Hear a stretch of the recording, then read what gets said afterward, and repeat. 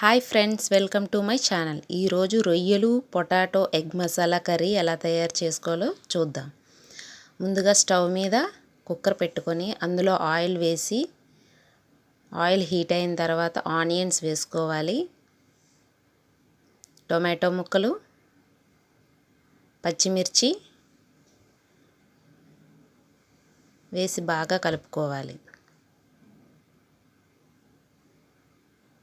Curry leaves వేసుకొని బాగా కలపాలి.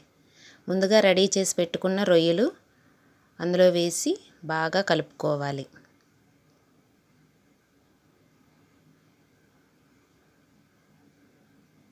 బాగా కలిపిన తర్వాత మూత పెట్టి కాసేపు మగ్గనివ్వాలి.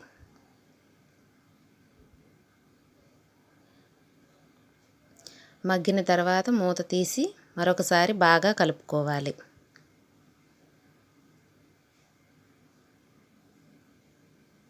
అందులో అల్లం వెల్లుల్లి పేస్ట్,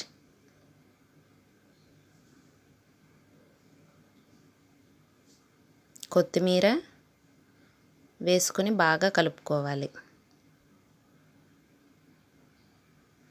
కారం,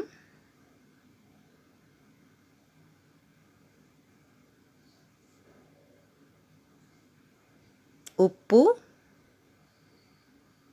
వేసి బాగా కలుపుకోవాలి. రొయ్యలకి ఉప్పు కారం పట్టేలా బాగా కలుపుకోవాలి. అందులో కొంచెం వాటర్ పోసి బాగా కలిపిన తర్వాత ముందుగా కట్ చేసి పెట్టుకున్నటువంటి పొటాటో ముక్కలు, బంగాళదుంప ముక్కలు అందులో వేసి బాగా కలుపుకోవాలి. బాగా కలిపి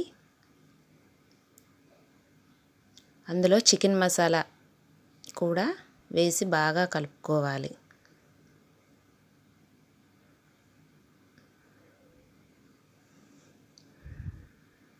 కుక్కర్ మూత పెట్టి 3 విజిల్స్ వచ్చినంత వరకు ఉంచాలి.